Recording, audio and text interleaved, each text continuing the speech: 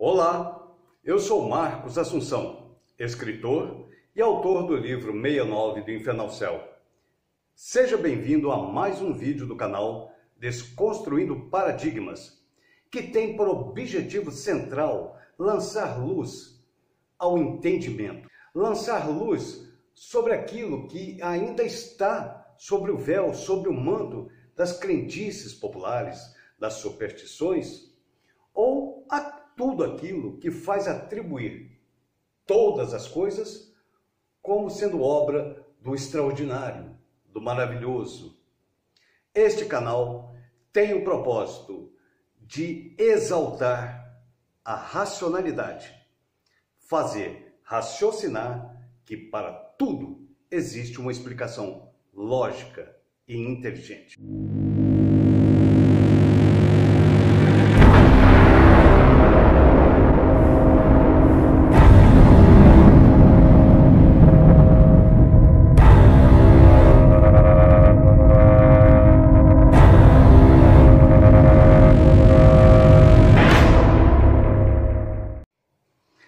E se você tem interesse nas desmistificações, tem interesse no real esclarecimento dos fatos, já dê o seu like aqui no nosso canal. Inscreva-se, acione o sininho para receber notificações dos próximos vídeos. É de graça, mas é muito importante para que possamos, através desse canal, alcançar mais pessoas, levando ao esclarecimento que leva a pessoa da crendice à racionalidade. E no vídeo de hoje, vamos em busca do real entendimento do que foram as pragas do Egito. O real entendimento de como essas pragas verdadeiramente aconteceram. Segundo a Bíblia, o povo hebreu, o povo de Israel, quando fala povo de Israel, vamos entender que Israel era uma figura, Jacó, que depois passou a chamar-se Israel. Houve uma grande fome lá na sua região e os seus filhos foram comprar alimentos no Egito. Um dos filhos de Israel tinha sido vendido pelos seus irmãos como escravo, só que ele tornou-se governador. Enfim, resumindo, José tornou-se governador do Egito e convidou os seus irmãos, seu pai Israel e seus familiares, o seu povo, a morar no Egito. Com a morte de José, eles tornaram-se escravos e por 400 anos eles se multiplicaram, se multiplicaram e se multiplicaram. E segundo a Bíblia, um dia, 400 anos depois, Deus ouviu o clamor deste povo e ordenou a Moisés que procurasse o faraó para libertá-lo. Mas para acreditar nessas pragas como estão na Bíblia, você precisa acreditar em milagres. Uma pergunta para você. Você acredita em milagre? Se a sua resposta foi sim, responda a si mesmo. O que é um milagre? A palavra milagre tem origem no latim, mirare, que significa maravilhar-se. Ou seja, tudo aquilo que causa espanto, que deixa as pessoas maravilhadas, era chamado de milagre. Eu, particularmente, entendo milagre como algo que a ciência ainda não descobriu, algo que a ciência ainda não explicou. E acredite, tudo, rigorosamente tudo, tem explicação.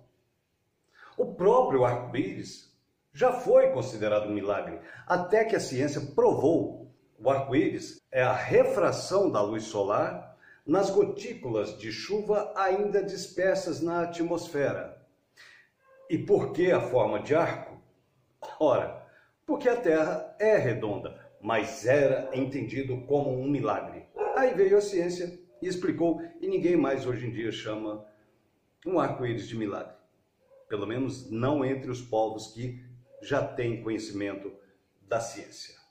Gente, se nós pudéssemos voltar no tempo, naquele tempo em que os homens soavam trombetas como forma de comunicar-se com povos mais distantes, ou aqueles índios que usavam sinais de fumaça como forma de comunicação, se nós pudéssemos mostrar para essas pessoas o que faz um celular, com certeza eles cairiam de joelhos e te adorariam, porque iam considerar um celular como um milagre. Tudo que causa maravilha é entendido como um milagre. Eu vou dar mais um exemplo. O bandeirante Bartolomeu Bueno da Silva, mais conhecido como Anhanguera, que na língua tupi-guarani significa diabo velho ou espírito maligno, queria apossar-se do ouro das terras dos índios. E conseguiu. Ele pegou aguardente e colocou numa tigela e ateou fogo naquela aguardente. Os índios, ao verem aquilo, consideraram um milagre a água ardente. E Bartolomeu, o Anhanguera, não só conseguiu o ouro, como ainda escravizou os índios, ao ameaçar colocar fogo nos rios. Gente, para os índios aquilo foi um milagre. E passaram a ver Anhanguera como um deus. Mas por que eles acreditaram que aquilo foi um milagre? Por que eles passaram a ver Anhanguera como um deus? Gente, a resposta é óbvia. Eles eram inocentes, ingênuos, sem instrução. Então, me perdoem aqueles que acreditam em milagre. O milagre está associado à ingenuidade, ao desconhecimento das causas. Tudo no universo obedece uma lei de causa e efeito. Tudo, rigorosamente tudo. Só que aquilo que as pessoas não sabiam ou ainda não sabem explicar, chamam de milagre. Eu chamaria de milagre se, por exemplo, ovos nascessem de repente em árvores. Ou se uma laranja nascesse de um pé de alface. Aí eu chamaria isso de milagre, por não haver correspondência lógica ou científica para que tal acontecesse. Antigamente, quase tudo era entendido como milagre porque as pessoas não conheciam a sua explicação. Quantas romarias já não foram feitas naquelas cidades onde, de repente, num vidro, apareceu a imagem de uma santa? Eu acho que todos aqui sabem que o vidro é resultado do derretimento da areia. E no seu processo existe uma coisa chamada têmpera. E quando esse processo não acontece bem feito, há uma refração da luz no vidro, formando um prisma e deformando a imagem espectral no vidro. Mas vai tentar explicar isso para quem não entende essas coisas. Vão chamar isso de milagre. E padres afirmavam peremptoriamente, trata-se de um milagre. Tem um caso de uma novela que iria ao ar em 1975, se não me engano, que chama-se Roque Santeiro. Essa novela, na época, foi proibida pela censura militar a pedido da igreja. O Roque Santeiro foi dado como morto e atribuíram a ele vários milagres e muita gente passou a frequentar aquela cidade por conta dos milagres do Roque Santeiro. Os comerciantes, os donos de pousadas, fabricantes de velas, de medalhinhas, enfim, a economia da cidade girava em torno dos milagres de Roque Santeiro. A igreja não poderia admitir que tal novela fosse ao ar naquela época, porque iria mostrar a farsa daquilo que é entendido como milagre e as benesses provocadas pela crendice popular. E quanto às pragas do Egito? Foram milagres realmente? Ou tudo tem uma explicação científica? O que eu posso afirmar é que as pragas do Egito, tais como elas aconteceram, são totalmente possíveis. Mais uma vez eu afirmo, a Bíblia está certa. A Bíblia está certa, porém o entendimento daquelas pessoas era de um milagre. E nós vamos mostrar aqui agora como as pragas do Egito aconteceram, lançando luz sobre esse paradigma dos milagres, das pragas do Egito. Tudo é resultante de causa e efeito. E no caso das pragas do Egito, foi como um efeito dominó, onde uma ação gerava uma reação, que gerava outra reação, e é o que nós vamos fazer aqui agora, desconstruir este paradigma. Mas antes de entrarmos nas pragas do Egito, eu quero lançar uma reflexão para vocês sobre a narrativa bíblica, quando Moisés recebeu a ordem de comunicar ao faraó que deveria ser libertado o povo hebreu. O que eu acho interessante é que fala que Deus endureceu o coração do faraó. Existem algumas passagens que falam que o faraó chegou inclusive a concordar em libertar o povo.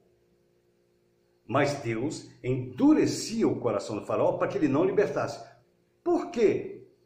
Vamos pensar um pouco.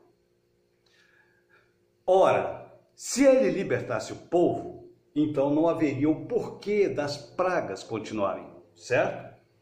Pois bem, só que as pragas iriam acontecer de uma forma ou de outra, porque era uma consequência, como um efeito dominó.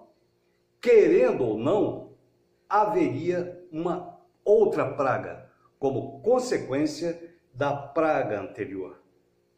Mas na Bíblia diz que Deus endureceu o coração do faraó para que ele não libertasse o povo. No mínimo interessante você parar para pensar nisso. Bom, agora vamos à compreensão do que foram realmente as pragas do Egito.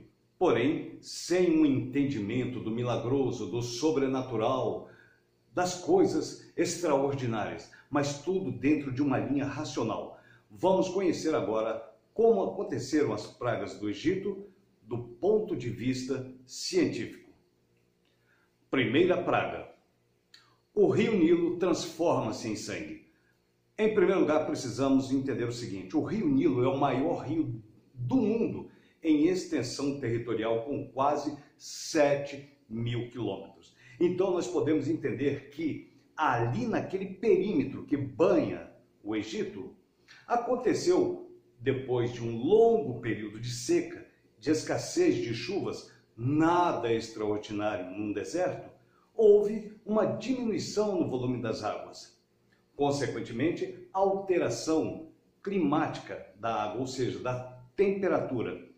A elevação da temperatura das águas do Nilo naquele perímetro propiciaram a proliferação de algas tóxicas de cor vermelha, chamada pirrófitas. As pirrófitas se proliferaram pelo ambiente propício, águas quentes, e após a sua decomposição, tornaram avermelhadas as águas do Nilo naquele perímetro. Segunda praga, as rãs. Com a contaminação bacteriológica das águas do Nilo naquele perímetro, os peixes morreram por conta da contaminação. Os peixes são os principais predadores das ovas dos gerinos. Com a morte dos peixes, as rãs se proliferaram e, por conta da contaminação da água, as rãs saem dos rios e vão para a terra. Eis aí a segunda praga. A terceira praga do Egito, piolhos. Óbvio que com as águas do Nilo contaminadas com aquelas algas tóxicas de cor vermelha, começou um verdadeiro racionamento da água. A água é essencial para quê? Para comer, para limpar, para beber e para a sua higiene pessoal. Os egípcios conviviam intimamente com o povo hebreu, que era conhecido na época como piolhentos. Com falta de água para sua própria higienização pessoal, houve uma proliferação significativa dos piolhos, a praga dos piolhos. Vamos agora à quarta praga, as moscas. Óbvio que as rãs, ao saírem das águas do Nilo, sem o seu habitat natural, a água, morreram. Com a morte das rãs, obviamente, atraiu, por conta natural e por conta do próprio mau cheiro até, as moscas. E eram muitas rãs, evidentemente, porque todas saíram do rio. E o número de moscas foi enorme. Quinta praga do Egito, a morte do gado.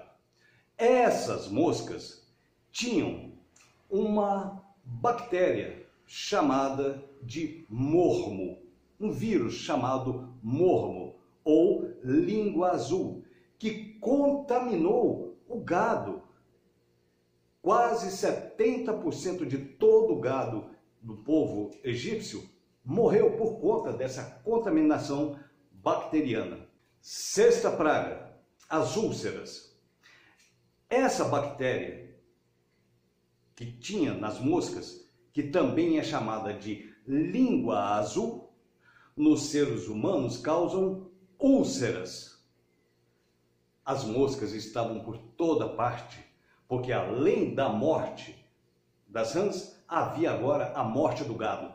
Elas estavam por todos os lados e causaram nos egípcios úlceras. Sétima praga do Egito, chuva de pedras. Gente, nós estamos falando até agora de variações climáticas drásticas por conta desse período de grande seca e elevação da temperatura. Se essa massa de ar quente esbarrasse com uma massa de ar fria, ia provocar descargas elétricas que foram entendidas por eles, ou, conforme escrito, fogo caindo do céu. Na verdade, era intensa atividade de descargas elétricas provocadas pelos raios. Após isso, chuva de pedra. Por favor, chuva de pedra, granizo. Oitava praga do Egito. Essa atividade toda provocaram ventos, e esses ventos trouxeram da Etiópia ou do Sudão gafanhotos.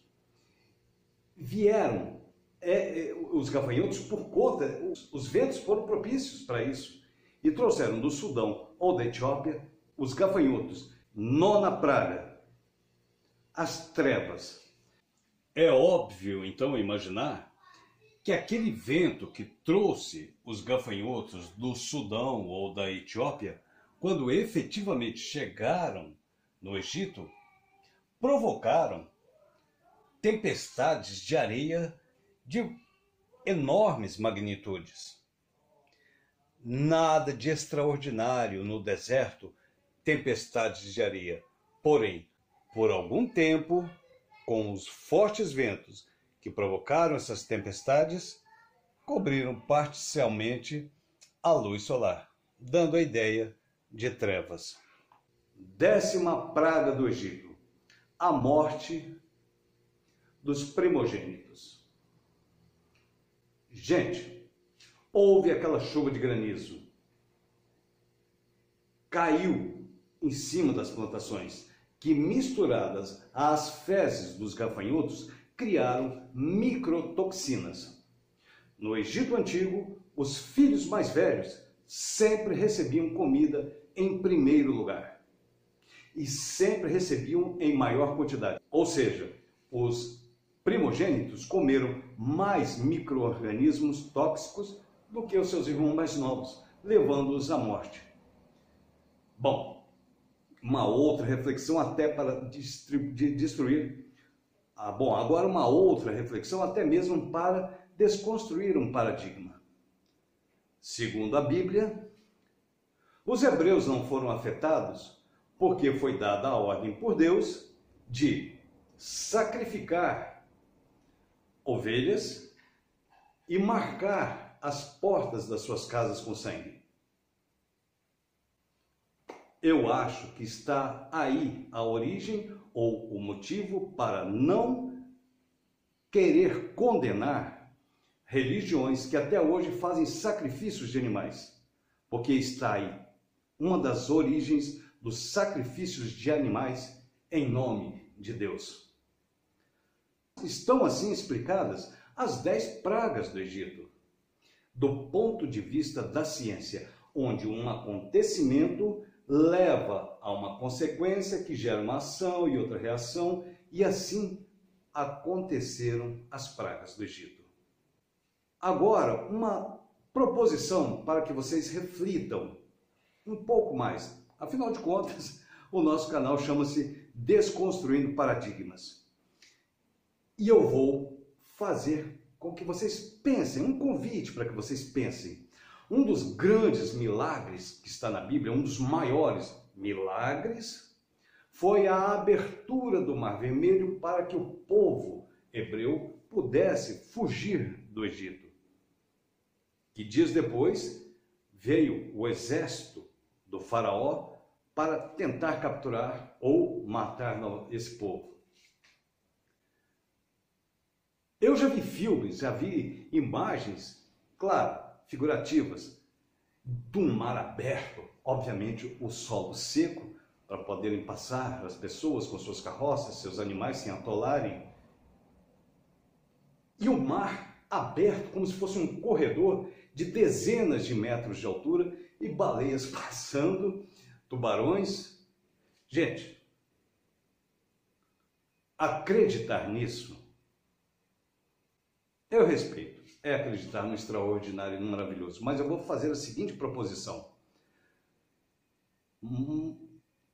Moisés conduziu o seu povo através de um golfo do Mar Vermelho. E nós sabemos que existem marés baixas e marés altas. Às vezes, as marés sobem metros de altura. Moisés passou com o seu povo quando a maré estava baixa. E a maré começou a subir e o povo já estava quase no final e conseguiu atravessar. O exército egípcio, que vinha logo atrás, de repente se viu no meio da água, da maré que subiu. Não conseguia nem ir à frente e nem voltar. Muitos morreram realmente. Racionalidade. É este o propósito do nosso canal. Fazer pensar. A Bíblia está certa. Agora, interpretá-la literalmente como sendo obras extraordinárias, obras sobrenaturais, aí já vai da cabeça de cada um. Porque tudo, rigorosamente, tudo tem uma explicação. Então, assim termina mais um vídeo do nosso canal. Se você gostou, dê o seu like, ative o sininho, inscreva-se para que esse canal se fortaleça, cresça e alcance ainda mais pessoas. Eu sou Marcos Assunção e obrigado. E até o próximo vídeo do canal Desconstruindo Paradigmas.